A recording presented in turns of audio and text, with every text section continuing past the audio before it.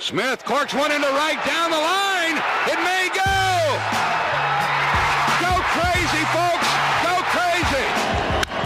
Breeze hits it in the air to center. We will see you tomorrow night.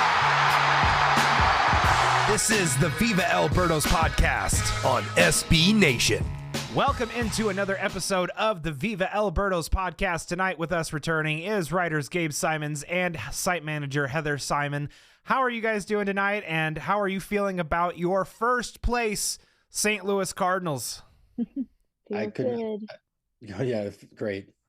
In terms of in terms of things that we really did not see coming, trailing off the end of spring training, we were just kind of, I guess, from my perspective at least, I was just kind of hoping, they would at least win the series, and we would be talking about them going into the series against the Angels like, hey, 2 games out of 3 ain't bad, and that's a pretty solid start. And the fact that against the Twins, you did what you did in such a, I guess I would say, making a statement almost early in the season, like not just that they won, but the quality of each win of the game. Gabe, I want to ask you specifically, did we learn more about the Cardinals in a positive way this weekend, or do you think we learned more about the Twins maybe not being as good as some people thought?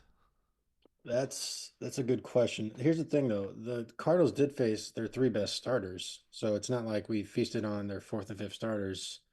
And I don't know if it was the Cardinals' bats or maybe their pitchers were a little bit cold to start the year, but Joe Ryan pitched good. But, it's hard not to look a bit more positively upon the Cardinals after this, because whenever you hit good pitchers well, you got to pay attention a little bit, especially when it comes from so many different sources. Almost everybody had a good game except for Mason Wynn and Wilson Contreras, who I will add, Contreras did hit 2 balls 108 miles an hour today. They just found gloves, so I'm not worried about him at all. For sure. So, how can you not look at the Cardinals a little bit more positively? Because we were basically similar teams last year. We had different routes to get where we ended up, but they won 82 games, we won 83 games, and if we're feasting on a similar team to us, or at least as we thought, then yeah, you got to look a little bit more positively for sure.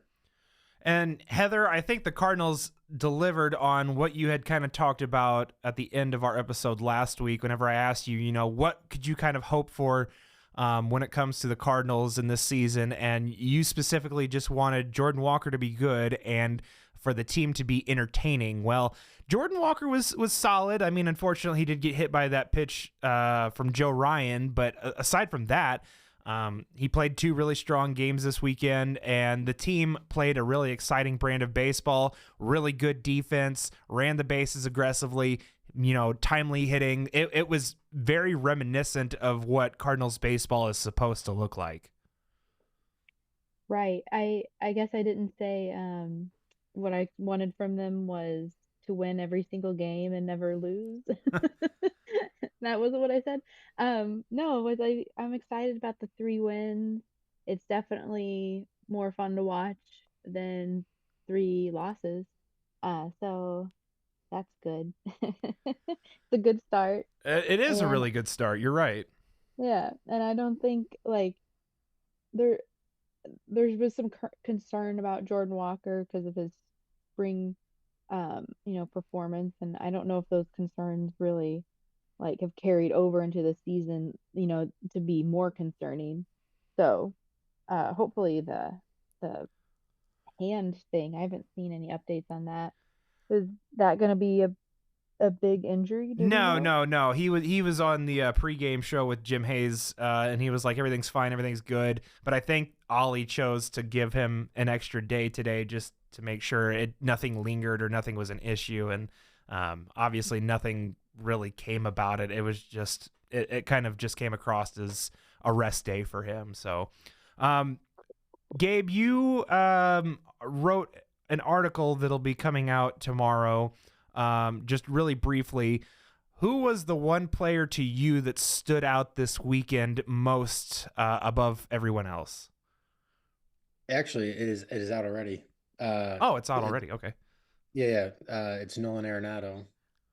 And just I don't know, it feels like some sort of undefinable thing about his presence here is just more positive because he seems like he wants to be here more. Like the experience of almost getting traded made him sort of like, oh, actually, I do want to be in St. Louis.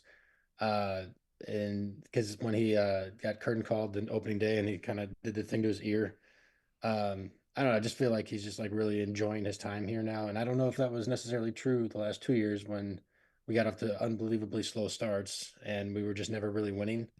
And I think he's one of those players where if you're not winning, he's just like not happy.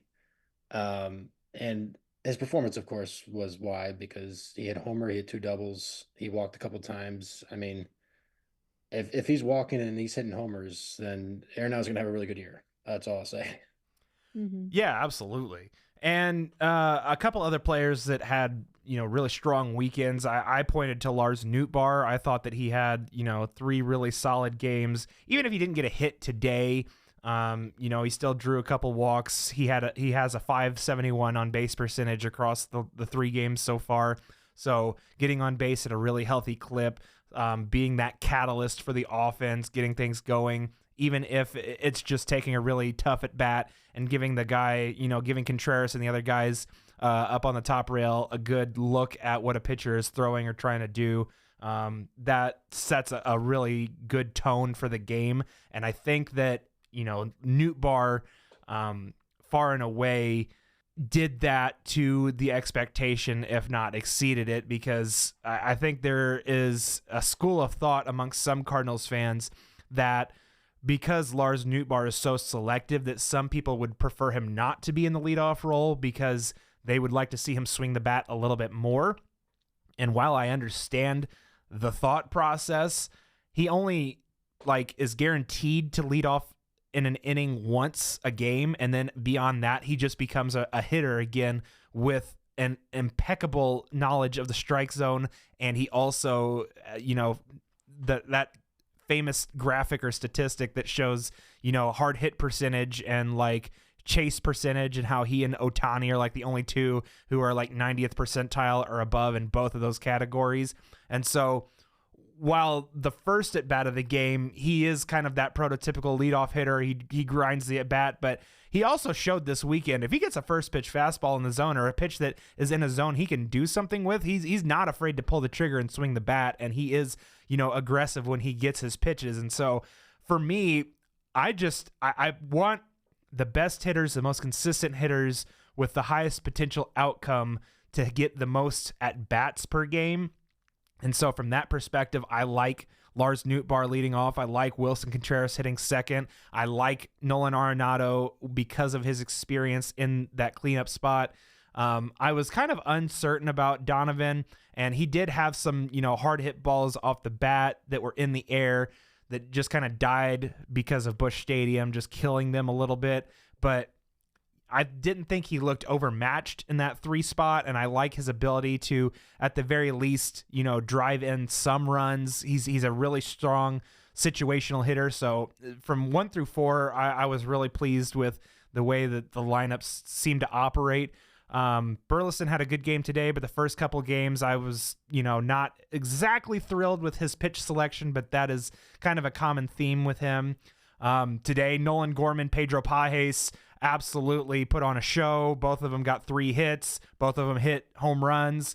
And that what they did today isn't necessarily the expectation, but it certainly is, what I think they're capable of, if that makes sense. So Pedro Pajes being a triple shy of the cycle, I've always believed that there is more in his bat than he was able to show in 2024 just because of, circumstances and adjustments needed to be made, and he was kind of rushed through that process. He only had 25 games played at AAA last season before Wilson Contreras had his arm broken, and then it was just playing a lot of catch-up last season, getting acclimated to the major league level, and it seemed like the better he got, or the more he got thrown in there, the better he started to become down the stretch of the season. And so it was just really nice to see that Gorman and Pajes getting their chances in the lineup and what they were able to do with it today. I was pretty impressed with the pitching, actually, that was something that I was a bit concerned about going into the season. Not really concerned, but they're kind of going into the season with the same pitching staff as they had last season, and that staff, I think, performed better than we expected. But it still was not something you look at the team and consider that might be a strength, at least the starting pitching. So I didn't really know what to expect, and obviously it's only 3 games, so you have to kind of take that into consideration that it's only 3 games worth of data. Yeah. But I was pleased with the starts that we got from Sonny Gray, Eric Fetty, and Andre Palante. I'm trying to look at the stat cast. I don't think it's out for Palante yet. He was the one I was the most curious about, just because I wrote something I don't know if it was 2 weekends ago, about the best pitch on the Cardinals, or like the most valuable pitch, and it was, of course, Ryan Helsley's slider, Mm-hmm. which is not surprising. But the one of the top ones was Andre Palante's fastball, which did surprise me, just because it's not really an overpowering fastball by any means. He does throw it a lot, so it does like build up a lot of those attributes that contribute to pitch value, which is like, I think it has to do with the leverage that the pitch gets, like the not the run expectancy, that it changes, the change in run expectancy from when the pitch is thrown versus like what happens next, kind of thing. I'm not explaining it Right. very well. It's making a lot more sense I have in an my head. idea where you're going with it. Yeah. Yeah. There's like the change in run expectancy, whether positive or negative.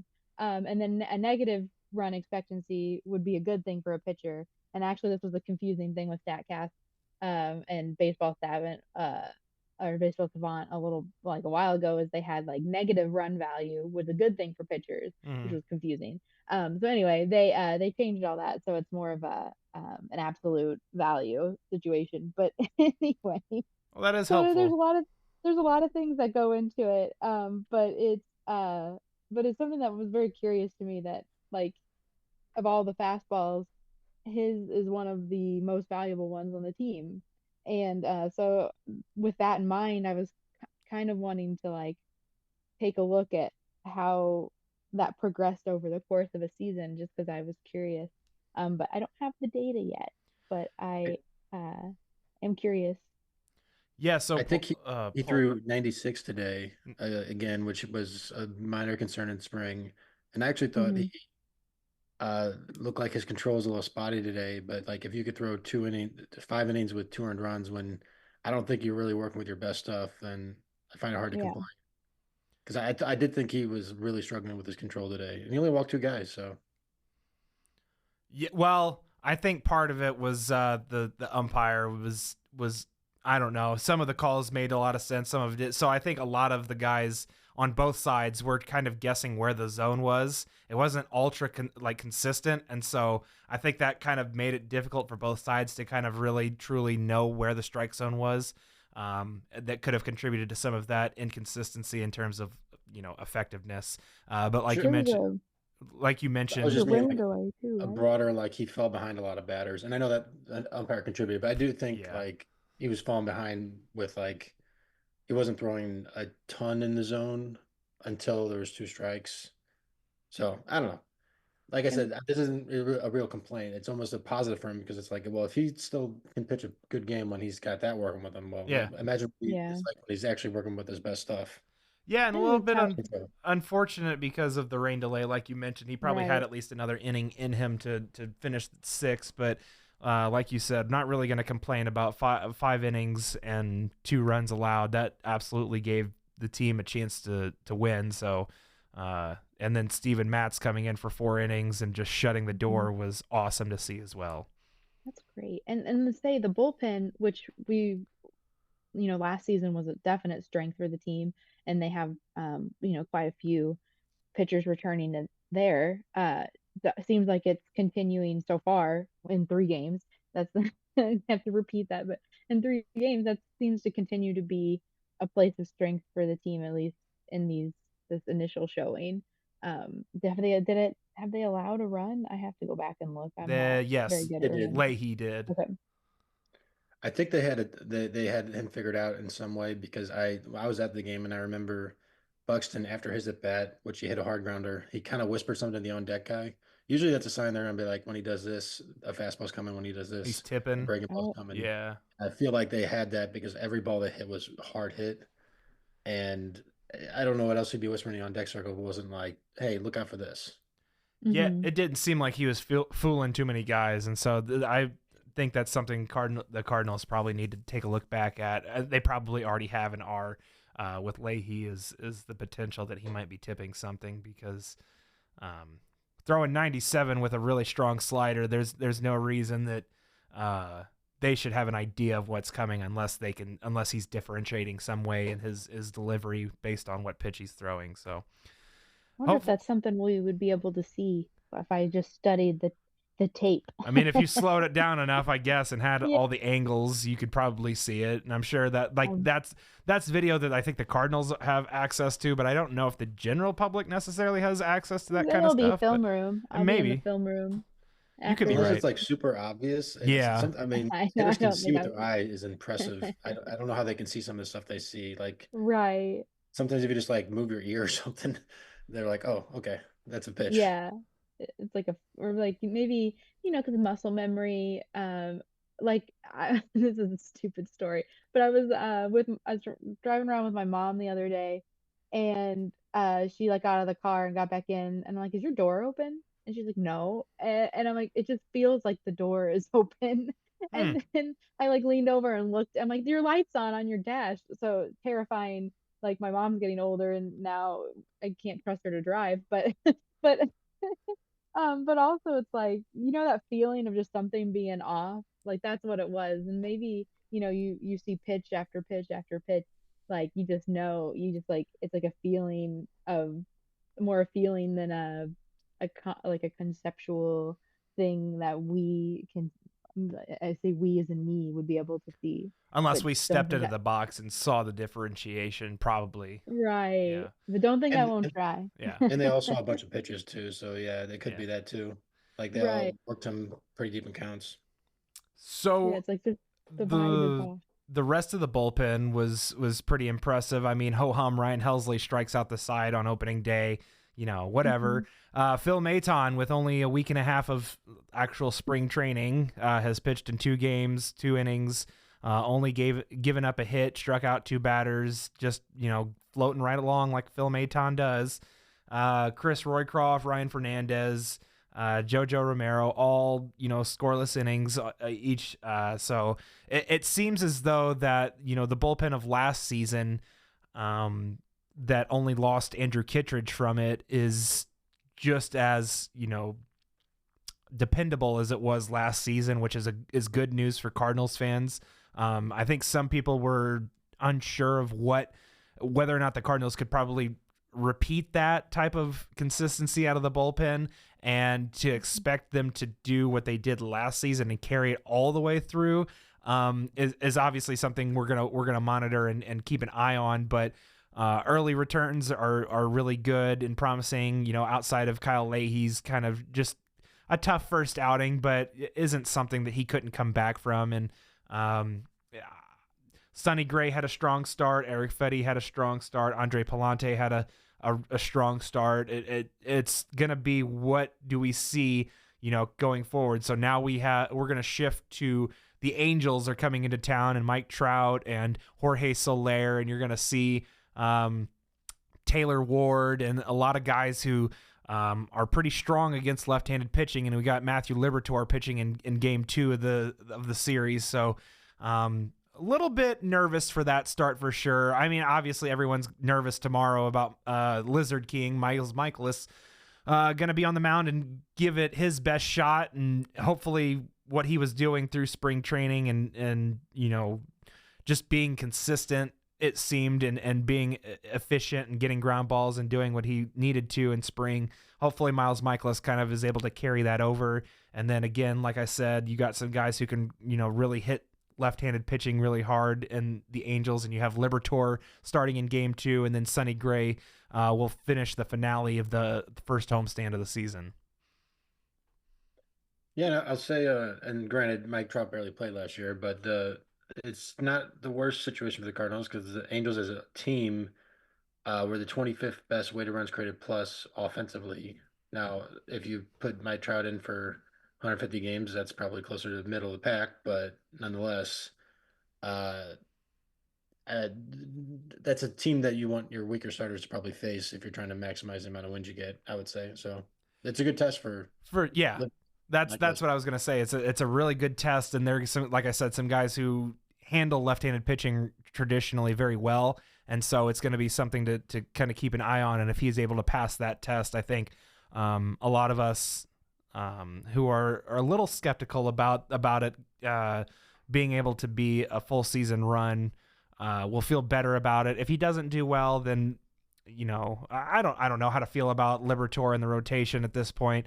I hope he does well, but I don't know exactly what to expect here. So kind of a question mark. Now, if he goes out and dominates, I'm going to, we can throw out the tape. And I said, I knew it was going to happen all along. So, yeah, cut that out. Cut that out. Cut that. Bullpen looks strong. The rotation was solid. How about Jordan Walker's defense?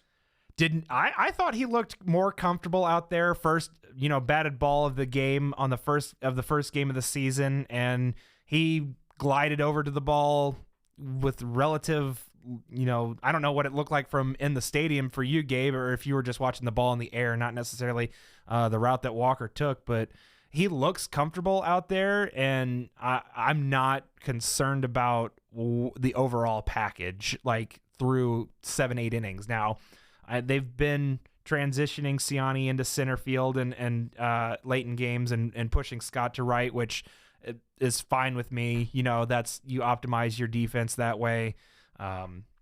Or they've kind of did what I suggested and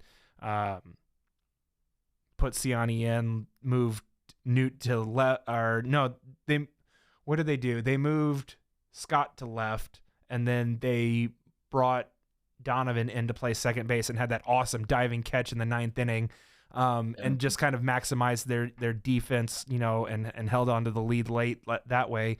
As far as Walker goes, though, I have no issues or concerns at this point over what he is in right field right now. Yeah, no, and he also made an I don't really want to compliment him for this because this is what a right fielder should do, but he also called off Donovan on a pop fly to shallow right that I just appreciated that he felt confident enough to do that. For sure. And as far as the nice thing about having, Siani on the bench is that when you say we're doing a defensive replacement for you, Jordan, I don't think you could really be offended by that, even no matter how good Walker ends up defensively. It's like, oh, okay. One of the best center fielders defensively last year is replacing me. Okay. Right. I guess so. I guess it'll help the team win. And it's usually, 7th, 8th inning. And so Siani's not even really going to take an at bat. And thus, which means that Walker's not even going to lose an at bat in the game. So it really makes no difference to me at that juncture. And I think that Ollie has played it smart so far. And that's how I would prefer it to be done. Now, obviously, I think that's what some Cardinals fans wring their hands over, is like if Ollie makes that switch too early and then Siani is end up taking an at bat late in a game in a situation that you need a hit from him, and Walker's spot. Happen, but... it probably will at some point, and Cardinals fans will probably ostracize Ollie for his decision, and it would be justified, but at the same time, I think that so far he's showed an acumen for handling the situation properly, and I think that he deserves credit for doing so. I mean, if it works 9 times out of 10, the one time, we can't focus on that too much because it'll work more often than not. I agree. And I really like what he did on opening day, which was he pinch ran for Herrera with Siani and then did put Paz in for Walker. I really like that. That was smart utilization. Mm-hmm. It was kind of like an American League version of a double switch in my brain. I was like, yes. that was really smart how he did that. Yeah, I agree. Yeah. That kind of brings me into one thing I was looking at too, is that it looks like Herrera got 2 starts. Pages got this last start. Am I correct? Yes. Yes. Did he start today? I wonder if that's going to be kind of like we're thinking they're going to get about maybe 50-50, but I wonder if that's going to be like the breakdown or how they're going to decide who bats against who. I was trying to see if there was like a pattern to it. But the So- interesting thing is that how good of a game Paz had will make things complicated a little bit in the near term, at least, because I think Herrera's clearly catcher 1A, or at least was, because he played Yeah. the games. But then Paz almost hit a cycle in game 3, and I don't like. You should probably still start Herrera tomorrow, but it's like I was going to bring up a point for that. Pages has actually caught every single one of Michaelis's games from whenever he came up and all through spring. So I would fully expect Pages to start tomorrow as well. And then I would think that Herrera probably gets Tuesday and Wednesday. That's what I was wondering. interesting approach to do two break for everybody. Yeah. I feel about Unless they decide to put Herrera in at DH tomorrow because they're facing Tyler Anderson, who's a lefty, and you probably optimally don't want. I mean, I could hear the argument for either Herrera or Lucan Baker as your DH tomorrow. Because again, you don't want Burleson facing left-handed pitching, or at least starting against left-handed pitching, and Gorman maybe could handle that role. I mean, he's not as inept against left-handed pitching as Burleson is, but like you're saying, the idea I've thought that this is how they would utilize that left-handed side of the platoon was they would start Pages and they would DH Herrera just to kind of have his bat in there. So I would think that maybe that's on the table. But I think the only issue with that, I would say, is then it's sort of like, well, why is Lucan Baker here if he's not starting against lefties? Which I'm not opposed to the idea that he sits against lefties necessarily. I'm just like, well, we should probably get somebody else if he's never going to start against lefties. I think the idea is for him to be there as a right-handed counter late in games for any of the left-handed batters. So if they're coming up in, a situation where the platoon opportunity doesn't favor the left-handed batter, whoever's coming up, whether it be a Burleson or a Gorman or maybe even a Donovan. I don't know. I don't know for sure. I know that Donovan isn't super splitty, but just for the sake of the argument, I think that's kind of, what Baker's role is, or even a righty who doesn't handle right-handed pitching very well, or you know what I'm saying? Like there'll be certain matchups where his bat is ideal for those situations. I also think he will get some DH opportunities, but I think that, like you said, they probably won't want to have Herrera's bat out of the lineup for 2 days in a row, and so it would make sense for me for them to DH him. Yeah, I wonder if Contreras could ever play left field this year, because that would solve some issues. I don't know that it would asking solve any issue. What I mean, well, you'd get another left-handed batter out of the lineup. You're right. But would you be I don't think he's taken any reps in left field all through spring, and so I'm like, would that Well, that's why my question. Yeah. That's why it's a question, not like me saying they should do it. Right. Because Like I wish he could play left field. Yeah. he's played left field in the past. He before, has. I think it was years ago, but that's the only reason I brought it up. And my other thought process with that was like, with Crooks hit a home run over the weekend, and I'm like, ugh, really like to keep all these catchers. The one way to do that would be if somebody could play the outfield, which I think Contreras would be better suited than Herrera. Maybe I'm crazy, but maybe Herrera could play outfield. Herrera is actually pretty quick for a catcher, and so I wonder if he could play the outfield. Because and not to say that like he hasn't looked, fine behind the plate this season. Like he like in his 2 games, he's looked fine behind the plate, called it a decent game. The article that I had wrote a couple of weeks ago about the catching tandem, and there were some stolen base opportunities against him, and clearly you could tell that the pitchers were not deliberate enough to the plate, and it kind of cost Herrera the opportunity to throw the runner out, though it was pretty close, bang, bang. And so like his arm strength does look improved. It's I still think he was out the one play. there was the unfortunate part was that The ump blocked the view. Yeah, pretty he much. blocked the umpire blocked the view of the actual. So like it was. You heard him say that it stands, not that it was confirmed, and so the verbiage used there, like they couldn't. It has to be clear and conclusive evidence, and there just wasn't enough, even though it looked pretty solid. But again, umpire blocked the one real view you could get of it. So It wasn't even me demanding that he move off the position. It's just like if you have 3 catchers. No, I get it. But that's where the depth of the system is, and like you want to keep as many of your high quality players as you can. But there's also the inverse of that conversation where you could use one of those players to get something you need down the road. Sure. And so, it's weighing what you have versus what you need kind of thing. And the other issue is the DH spot is a hard one too, because of the Cardinals have a fair number of DH players, I would say. Burleson, Gorman, kind of, Bakers. I'm not, you're not kicking somebody off DH for some of these guys, but it's just like you can't count on a catcher just moving to DH because of all the players that would maybe be best served to be DH as far as lineup construction. I agree with that. So looking ahead this week, the Cardinals have the Angels and the Red Sox. They're going to go on their first trip to Boston to face the Red Sox.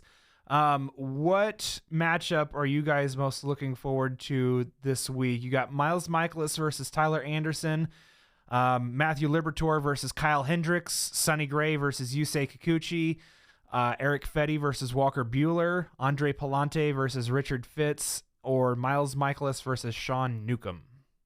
That is not a strong. Okay, I was like, am I just really out of the loop, or?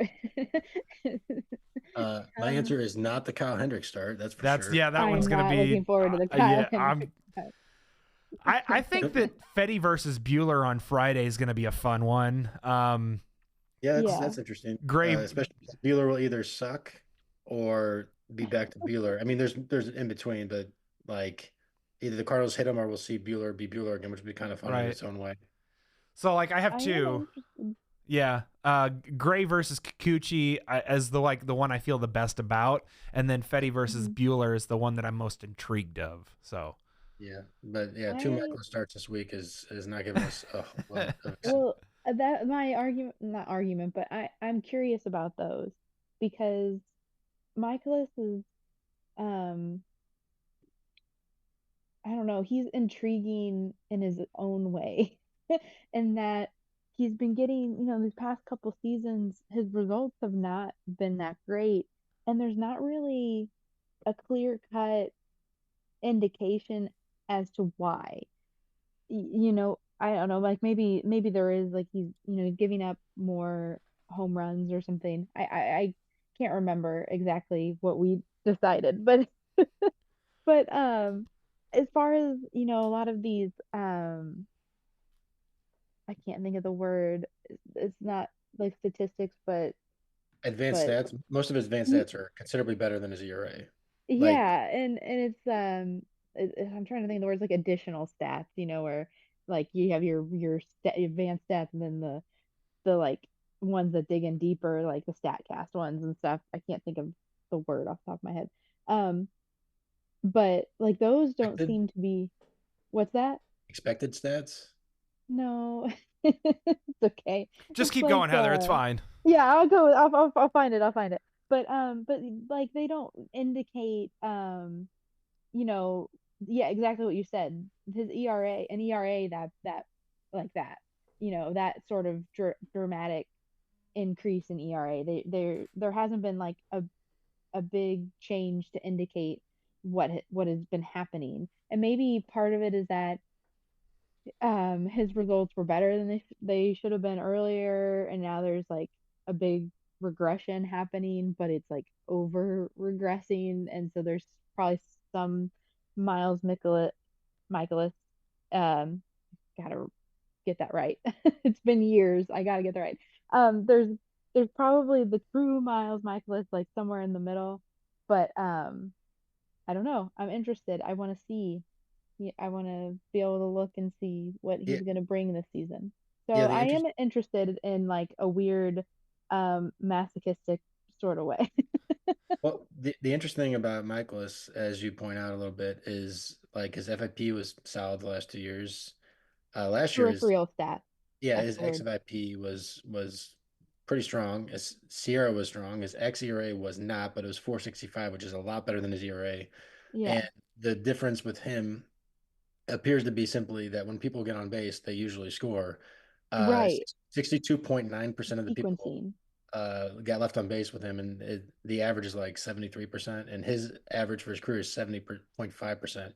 So we don't know if that's like a talent thing or if he's like just going through a stretch where he's pitching his worst ball whenever he allows people on base. I don't know what it Hmm. is, but if he can get that back to normal and he pitches the Yeah. same, he'll be an acceptable fourth, fifth starter. So yeah, I could see what you're saying.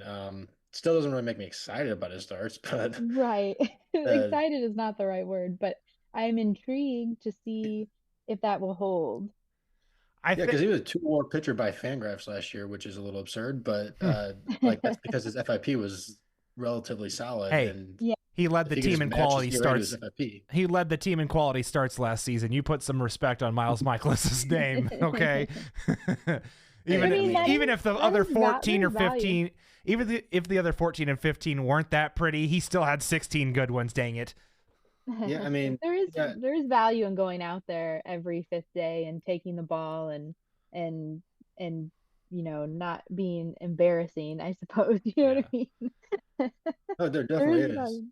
Yeah. I and also if you go ahead. I also think that there is, not only is it because we've experienced 3 good days of baseball this weekend, but I also wonder if it allows fans to kind of keep an open mind for what the rest of the rotation looks like, because okay, well, this has kind of looked better than I expected. Maybe that can continue, and maybe Michaelis and Liberatore can show us something that we weren't necessarily expecting from them. So it at least in my mind opens my mind a little bit more to the possibilities that there could be improvements in those profiles as well.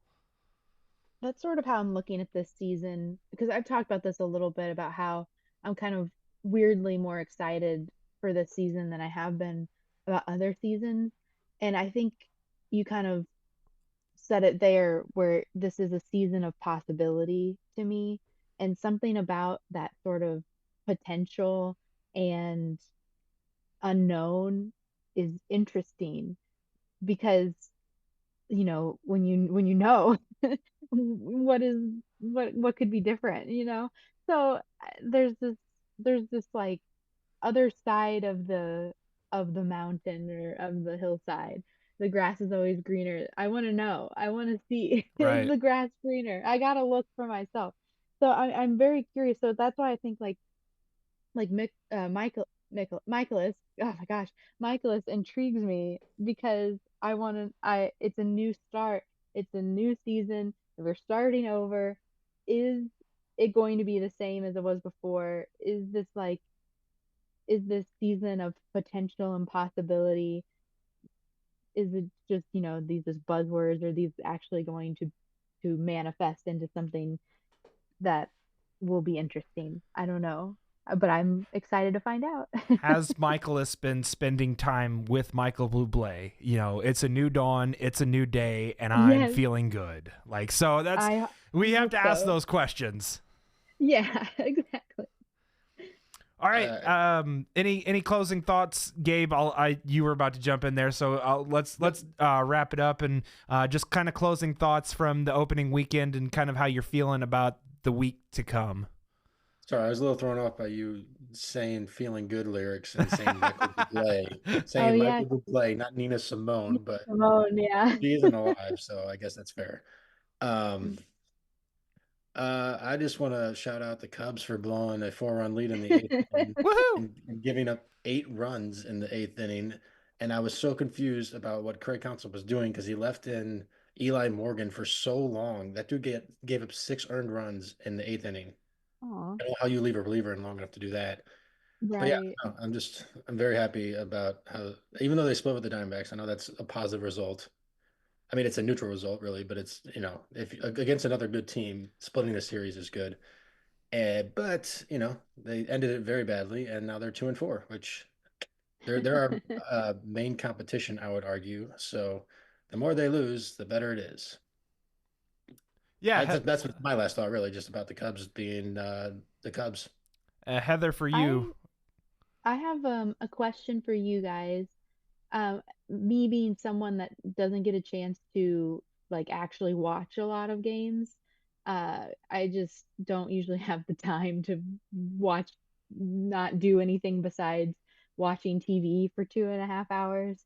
It's easier with the games being 2.5 hours, but usually I have to have them on and I have to be doing other stuff because I've got too much to do. But so I don't get to watch a lot. What you guys like? What is something you would say about how these games went to someone that like didn't get to see them? Like for example, something I'm curious about. We kind of talked about Jordan Walker, how he looked defensively in the outfield and right field, because that's not something I can like look at a box score and really discern Right. from a box score. Another one I was wondering was uh, Wilson Contreras. That's another name I never know if I'm saying right because I feel like I've heard it a couple different ways.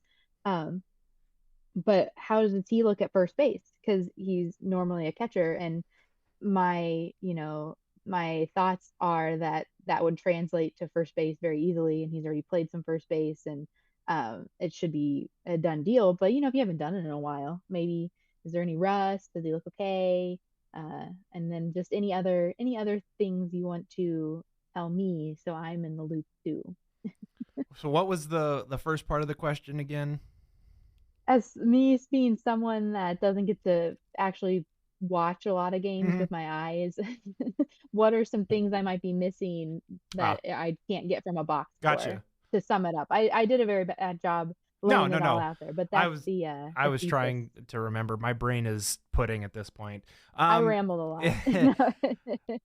The thing that I would say, the defense looks really solid top to bottom. Like everyone is in the right spot. They're making good plays. It looks crisp. It looks clean. It looks fundamentally sound. Guys are playing with a kind of an aggressive edge, it seems like, and it just feels new and fresh. Whereas the last couple of years, like they've still been, solid and somewhat lackluster in a way, but this year it kind of feels different. It feels like there's more energy to it. Yeah. And Wilson Contreras specifically, I think he's looked like a natural at first base, to be honest with you. He made a diving catch. I can't remember, was it Thursday or Saturday, Gabe? Were you It was Saturday. It was Saturday. Okay. He made a diving stop over at first base, and like the range is good. He's communicating with his pitchers. He's doing everything that you would hope for from a first baseman. He's been in the right place at the right time. So I think that it's going to be a really strong move from him from catcher to first base. So I'll let Gabe answer from his perspective. Yeah, one play I want to point out a couple plays, but Contreras made a fun play on opening day. I don't know if you got to see this, where he flipped off his cap before he caught it, like he was a catcher, basically, on a pop up behind him. Muscle Oh, I think memory I never heard about that or dies. read Yeah. Yeah, I don't know if that was yeah. just a nod to it or if he just like that was just habit, but I think it was probably just a nod. But also what happened was well, Donovan made a couple of nice diving plays over the weekend. Newbar made a diving play. Scott made a really good play. I think Siani made a really good play. And who else made a nice play? Most of the team made nice defensive plays. It was really Arenado strong. looked like Arenado. Yeah, and That Wynn is made some good. strong throws, but he wasn't really tested too much. I'm sure we'll That see has been a some luck concern, I jumps from him. think. The defense, right? The last couple seasons has looked a little Yeah, because people not. were playing out of position and not out of Yeah. position, like just inexperienced and stuff like that. And yeah, I would just somebody who didn't watch the games, I'd just say pretty much every aspect of the team looked strong. Like anything you could think of, the bullpen looked strong, the starters look strong, the offense looks strong, the defense looks strong. There's almost no flaws you could point to. Mason Wynn is probably the only guy you're like, okay, I hope he kind of gets it together. Yeah, I hope the bat comes around a little bit, but Yeah. you're nitpicking on this team Yes. for like Somebody's gonna have a bad day over over the it. course of this 3-game weekend series, like for what the sample size we have, you're kind of nitpicking, trying to find things, because that's just how well this weekend went. Now that's the devil's advocate side of this argument, or what we're saying is like, we're going to need, and we're going to get a larger sample size to kind of judge this team and what it's done. But from what we've seen so far, it should be, if they continue this throughout the season, it's going to be an exciting team to watch on a nightly basis. So basically, they got off to about as good a start as we can hope for. Yes. The anti-Brewers start, in other words. Yeah, which is a little scary because, we kind of go into the season with, I think, tempered expectations because of, kind of what the team has been saying over the off season about it being either a refresh or a retool or a reset. Yeah. Reset. Or I'm sorry, no, we're supposed to call it a transition now, Heather. It's a transition. Yes. It's like renew, reuse, recycle. That's it. Whichever one they're The doing. Cardinals are changing their colors to green, and we are officially the recycling team. So it's like your expectations are kind of being set to be like, oh well, they'll be fine, but they're not gonna be that great. And then they come off and they have perfect start to the season, and now it's like, oh, I gotta keep reminding myself, like, okay, don't get all excited. Yes and no. we still have to see Michael. Yeah, we still have to see Liebertor. So what I would say is, like, they passed the first test, right? In your mind, they came out and they showed well. They're capable of playing well. Now I need to see it against, higher end competition. So that's why next weekend series against Boston, who a lot of people think is expected to be a playoff team. It's a high caliber team with a lot of talent. I want to see how, that goes. Even though it's not your top three, you still have two of your top three starters in Fetty and Palante going. Not really sure what you'll get from Michaelis in that start, but again, fingers crossed. But that's kind of my next test is like, okay, you can win against average to maybe below average team, which is going to put you in that, range where you were last season. They could beat, the decent teams. They couldn't really hang with like the upper echelon of teams. How do you do against a Boston team who is more than likely a playoff team? And they're built that way. And, what does that look like against better competition? And does, your level of play continue to stay at that high level against higher competition, or is higher competition too much competition for you? So like, that's the next test. That's the next answer I need before I can kind of give an early estimation of what I think of this team. I don't know if I put Red Sox in that higher competition yet, but I know what you're saying though. But yeah, this will be an interesting test where I think it'll either throw cold water on our expectations, because let's say we disappointed against the Angels because the bottom two starters in the rotation are pitching, which happens all the time. A lot of baseball is about matchups more than necessarily quality of the team. Yep. I think we miss Garrett Crochet. We do, actually. That's awesome. Okay. I won't tell you that we get Skeens 2 days later though. I'll leave that alone. I assume anytime we face the Central teams that we're always facing their best pitchers. For like 5 years against the Brewers, we would always face Peralta, Woodruff, and Burns. Somehow they did schedule it that way. I was going to say they probably intentionally lined it up that way. But it was still like, are you kidding me? We can't like miss them occasionally.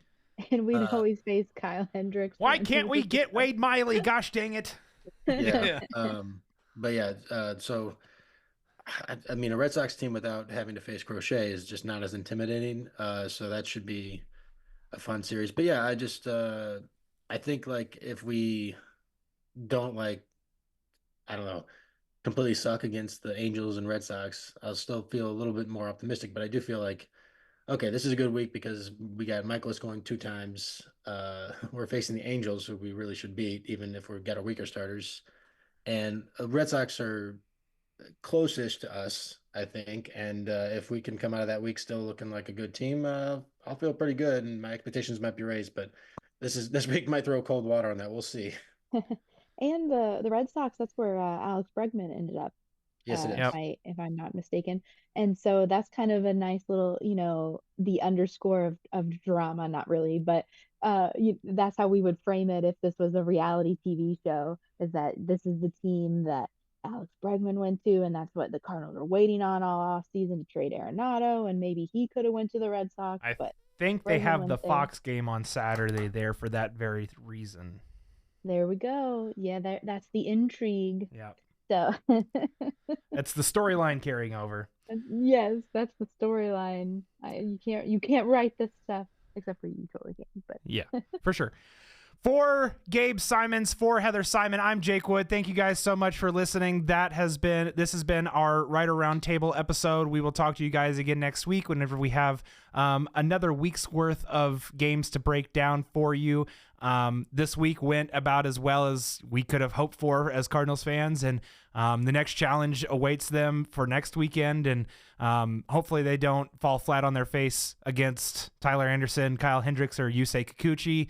But once again, for those guys, I'm Jake Wood. Have a great night. Thank you for listening. Thank you so much for joining us for this episode of the Viva Alberto's podcast. Please leave a rate and review on your favorite platform and turn on those bell notifications so you can be notified the moment our newest episode is released. As always, make sure to give us a follow on X, Instagram, Blue Sky, and Facebook. Just type in Viva Alberto's on any platform to find us. Have a great day and thanks for listening.